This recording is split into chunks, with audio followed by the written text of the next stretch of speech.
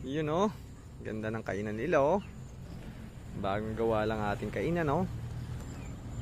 Lalagyan na ng mga sakati oh. Oh, di ba? Doon sila nagsisiksikan sa kabilang gilid eh. No? Ayan. So kung gusto nyong gumawa niyan, nakalink lang sa description below. Pakasimple lang ng pagkakagawa niyan. Kayang-kaya nyo yan kasi mga kwan lang yan. Pinagtagpi-tagping kahoy lang. Kahit anong klaseng kahoy. Bayog, kawayan, ipil, mga ganun. Poste. Pwede yan.